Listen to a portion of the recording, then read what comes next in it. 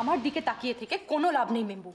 আমি যেটা বলি সেটাই করি, ফাঁকা আওয়াজ আমি দিই না। এসব কি শুরু হয়েছে বাড়িতে? এ তো যাত্রার মুখ চলছে দেখছি। পাশের বাড়ির প্রভাতের মেয়ে এত কথা শিখেছে তা তো জানা ছিল না। আর আমাদের বাড়ির ভেতরের ব্যাপারে ও কেন এত কথা বলবে? না না, এরকম সকল তো আমার মোটে ভালো ঠেকছে না। রকম সকম তো এতদিন ভালোই রেখেছিলাম পিসি ঠাম্মি। এতদিন তো ভালো মেয়ে হয়েই গোরাদার মন জয় করার চেষ্টা করেছিলাম। কিন্তু গোরাদা আমার সঙ্গে যেটা করলো, তারপর কি আর ভালো মেয়ে হয়ে থাকা যায়? কেন? গোরা তোমার সঙ্গে কি এমন করেছে শুনি? সেটা তোমাকে ঠিক বুঝিয়ে বলতে পারবো না, তবু বলছি, গোরাদা আমায় ফাঁকি দিয়ে একটা অন্য মেয়েকে বিয়ে করে আনলো। আর শুধু বিয়ে করে আনলো তাই নয়, যে গোরাদা বিদেশিদের সহ্য করতে পারতো না, বিদেশিদের ঘৃণা করতো, সে নিজে একটা বিদেশি বউ নিয়ে বাড়িতে এলো।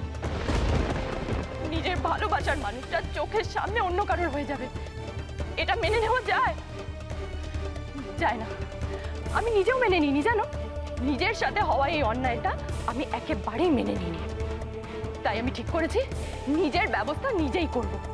তাতে কেউ আমায় ভালো বললো খারাপ বললো তাতে আমার কিচ্ছু যায় আসে না। শম্পা, ক্যারল আমার স্ত্রী, আর আমার স্ত্রী সম্পর্কে কোনো রকম কুরুচিকর মন্তব্য আমি সহ্য করব না।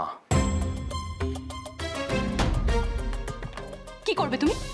কি করবে? আমাকেও কুরুচিকর কথা বলবে তাই তো? বলো না, বলো। আমি তো সেই কবে থেকে অপেক্ষা করে আছি তোমার কথা শুনবো বলে। বলো।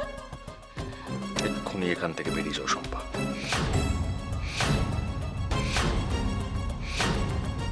এসব তুমি কি বলছো গোরা? ও তোমাকে ভালোবাসে বলেই তো এই বাড়িতে আসে, আর তুমি ওকে? যে ভালোবাসে সে প্রতিশোধ নিতে পারে না। যে ভালোবাসে সে আমার স্ত্রীর সঙ্গে এরকম কদর্য ব্যবহারও করতে পারে না।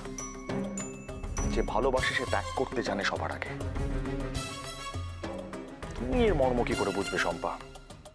অন্যের ক্ষতি করে, জোর করে, বাজে কাজ করে অধিকার দেখাতে চাইছো না আমার ওপর। তোমার এই অধিকার আমি মানি না। ঠিক বলেছো গোরা, সেই প্রথম দিন থেকে ও মেম্বারের সাথে খারাপ ব্যবহার করে যাচ্ছে। আচ্ছা শম্পা, এসব করে কি লাভ হলো বলো তো? যতটুকু তোমাদের মধ্যে বন্ধুত্ব ছিল সেটাও তুমি হারালে। কেন ওকে এই কথাগুলো বলছো ছোট মা? কি দরকার আছে ওকে এই কথাগুলো বলার? ওকে কি বলে তুমি? কি বলে তুমি? আমি কে? তুমি আমাকে এত বড় কথা বলতে পারলে? কত স্বপ্ন ছিল এই সংস্কার বাড়ির বউ হব, সব সম্বন্ধ বাতিল করে দিয়েছি শুধুমাত্র গোরাদার কথা ভেবে।